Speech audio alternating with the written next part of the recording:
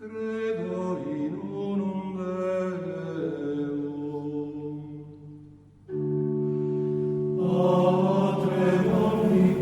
Chers fidèles catholiques, je vous propose maintenant une analyse sur le pape François à partir de ses erreurs morales et doctrinales. Lettre ouverte Maria Supplicans à propos de la vérité sur le pape François et ses erreurs morales et doctrinales. Troisième partie, 8 mars 2024, mémoire de Saint Jean de Dieu. Chers fidèles catholiques du monde entier, la partie introductive de cette lettre ouverte a été publiée dans la première semaine de Carême. Dans la deuxième semaine, la seconde partie a été partagée et elle a donné la preuve des hérésies du pape François.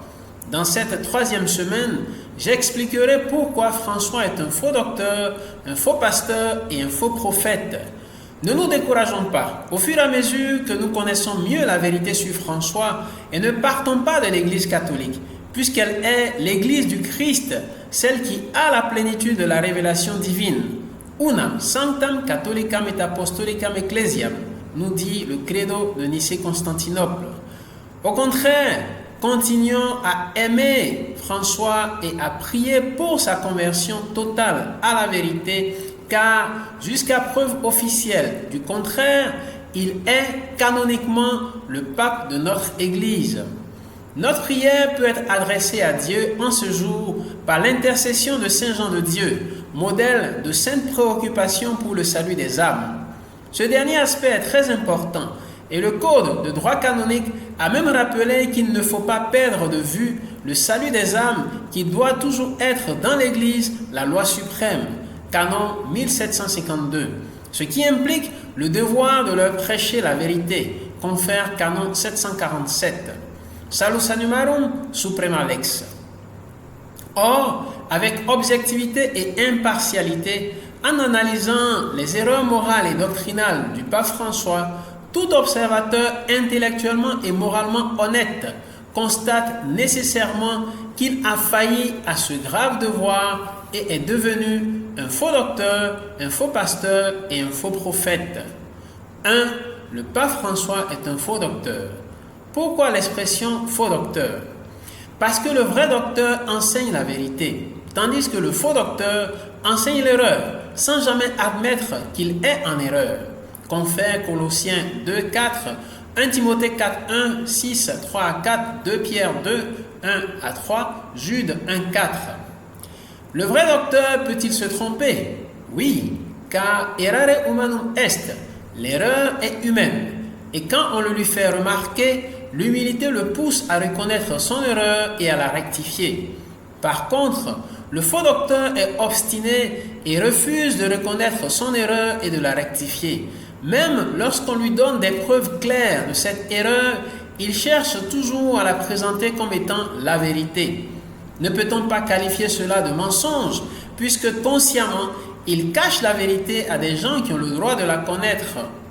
Aujourd'hui, on constate que François est le pape de la demi-vérité, puisqu'il a l'habitude de prêcher le vrai, mais malheureusement, il y insère parfois le faux, en utilisant le relativisme et l'éthique de situation condamnée par le pape Saint Jean-Paul II, confère Veritatis Splendor 84-85.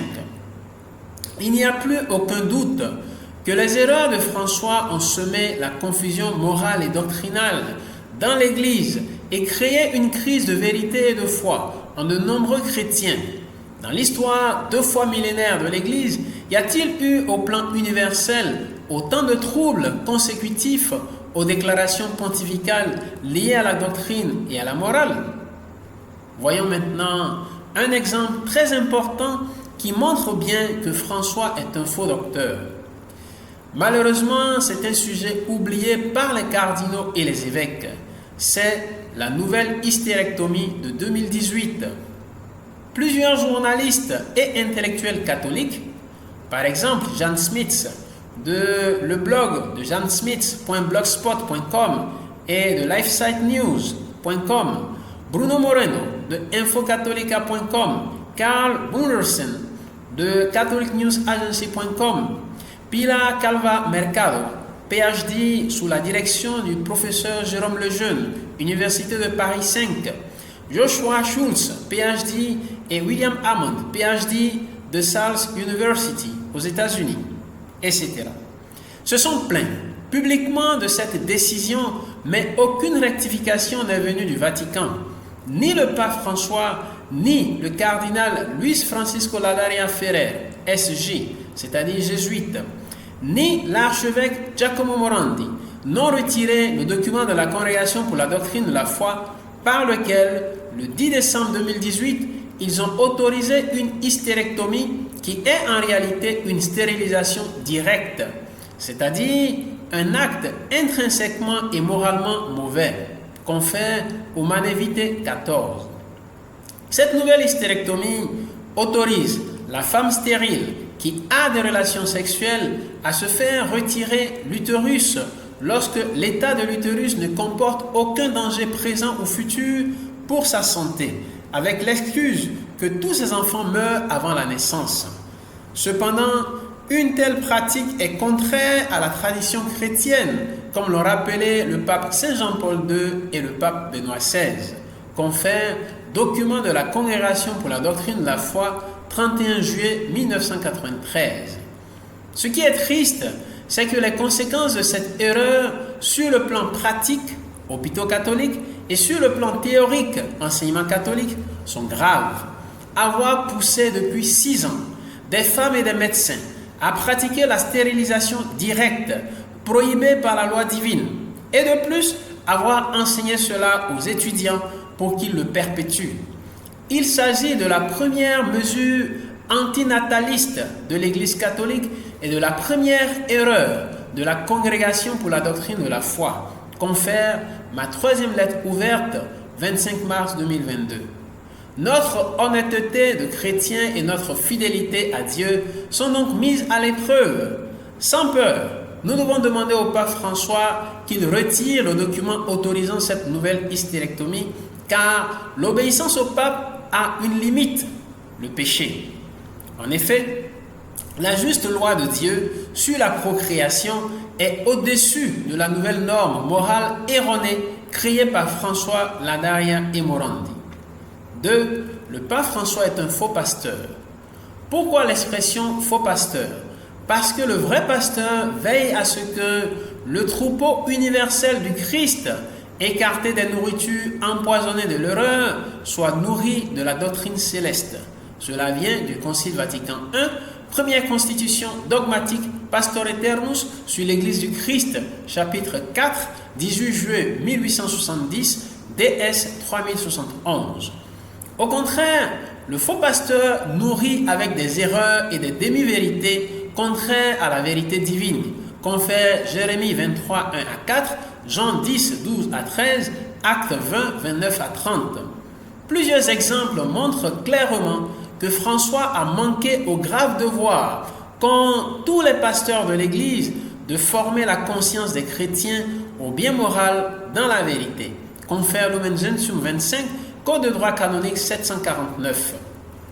Un exemple clair, en déclarant avec les évêques de la région pastorale de Buenos Aires que l'engagement à vivre dans la continence peut être proposé. À Maurice Laetitia n'ignore pas les difficultés de cette option. L'option ci-dessus peut en fait ne pas être réalisable. 5 septembre 2016. À quelles conséquences peut-on s'attendre sinon à ce que les chrétiens donnent peu d'importance à la vertu de chasteté? À certains, on peut exiger de vivre la chasteté et à d'autres, non. C'est optionnel. N'est-ce pas là du relativisme moral? Il est faux de dire que la chasteté est une option, puisqu'elle se réfère au 6e et au 9e commandement, valable pour tous les êtres humains de tous les temps. Certes, ce n'est pas une vertu facile, puisqu'il y a parfois des chutes qui enfreignent l'acquisition. Mais Dieu exige l'effort pour la vivre à tous les êtres humains, car cette vertu manifeste la vérité de l'amour vécu dans la justice envers Dieu et le prochain, sans concubinage, ni adultère, ni fornication. Jésus a même rappelé que cette vertu impliquera une récompense inestimable. Heureux les cœurs purs, car ils verront Dieu. Matthieu 5, 8. Il y a un autre exemple simple qui montre de façon éloquente que le pape François est un faux pasteur. Joe Biden et Nancy Pelosi. François les a encouragés à recevoir le sacrement de l'Eucharistie sans nécessité de rejeter leur attachement public à l'avortement. 15 septembre 2021, 9 octobre 2021, 29 octobre 2021, 29 juin 2022. Pourtant, le Code de droit canonique l'interdit expressément. Confère canon 915, 916, 1347, paragraphe 2. Le Code l'interdit en s'appuyant sur la tradition chrétienne rappelée par saint Thomas d'Aquin, qui a dit « Aux pécheurs publics, on ne doit pas, même s'ils la demandent, donner la Sainte Communion ». Somme théologique 3, question 80, article 6. En plus des nourritures précédentes, en plus des exemples précédents, voici d'autres nourritures empoisonnées offertes par le faux pasteur. Élimination du bon prosélytisme chrétien, respectueux de la liberté et proposant le christianisme comme religion définitive, voulue par Dieu pour toute l'humanité. Confère ma première lettre ouverte au cardinal Stephen Shaw, 28 octobre 2023. Adoption de l'agenda 2030 des Nations Unies sans aucune plainte contre sa promotion de l'homosexualité, la masturbation et la pédophilie. Confère International Technical Guidance on Sexuality Education, page 70-71, janvier 2018. The 8 March Principles for a Human Right-Based Approach to Criminal Law Prescribing Conduct Associated with Sex, Reproduction, Drug Use, HIV, Homelessness and Poverty, page 22 à 23. Principe 16, mars 2023. Promotion des vaccins à base de cellules de fœtus avortés. Confère la déclaration de Bethléem, 15 décembre 2021, etc. Troisième et dernier point, le pape François est un faux prophète. Pourquoi l'expression faux prophète?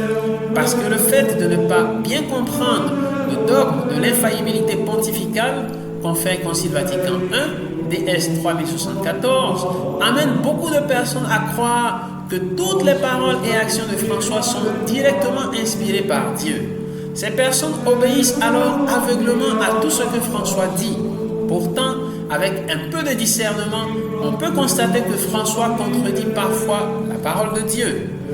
Confère Deutéronome 13, 2 à 5, Jérémie 14, 14, 28, 15, 29, 9, Michée 3, 5, Matthieu 7, 15 à 20, 24, 11, 1 Jean 4, 1 à 3, Apocalypse 16, 13. Les exemples sont nombreux. Au nom de Dieu, François a affirmé que l'engagement à vivre dans la continence, chasteté, est une option. 5 septembre 2016.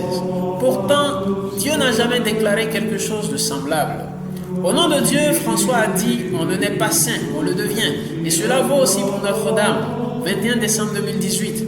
Pourtant, le bienheureux pape Pie IX a proclamé solennellement dans le dogme de l'Immaculée Conception que la bienheureuse Vierge Marie, dans le premier instant de sa conception, a été préservée et exempte de toute tâche du péché originel par une grâce et un privilège spécial du Dieu Tout-Puissant. 8 décembre 1854. Ce qui signifie que Notre-Dame est née sainte. Au nom de Dieu, François a déclaré que le pluralisme et les diversités de religions sont une sage volonté divine. 4 février 2019. Pourtant, cela est faux, puisqu'on ne peut pas attribuer à la volonté positive de Dieu l'existence de religions pratiquant le mal ou le péché. Sacrifice humain, prostitution sacrée, idolâtrie, etc. Au nom de Dieu, François a dit à l'humanité que ce que nous devons faire, c'est une loi de cohabitation civile pour les personnes homosexuelles. 21 octobre 2020. Pourtant, Dieu n'a jamais adressé une telle invitation à l'humanité. Au nom de Dieu, François a demandé aux prêtres de bénir les couples en situation irrégulière et les couples de même sexe. Fiducia Supplicans 31. Pourtant, nous savons tous que Dieu est opposé à l'adultère, la fornication et l'homosexualité et ne peut jamais bénir des couples fondés sur ces péchés graves. Que dire après le constat qui vient d'être fait? Fidélité, optimisme, prière. Que notre désir de fidélité à Jésus-Christ, vérité éternelle de Dieu, soit chaque jour plus grand. Soyons toujours optimistes, car malgré les imperfections que nous remarquons sur les personnes qui dirigent notre Église, les portes de l'enfer ne prévaudront pas contre elles. Matthieu 16, 18. Prions toujours pour l'Église et ses pasteurs, avec la messe et le chapelet, afin qu'ils soient tous fidèles à la mission que Jésus leur a confiée. Dans la 4e semaine de Carême, je montrerai pourquoi François est un faux pape. Signé votre frère africain, Père Janvier Gbenou, nom de plume, Faveur Jesus Mary Misigbeto. Mon mail, faveurjmm@gmail.com. Présent avec le nom Faveur Jesus Mary sur Facebook, YouTube, Twitter, Truth, Threads, Instagram, TikTok et SoundCloud. Que Dieu vous bénisse.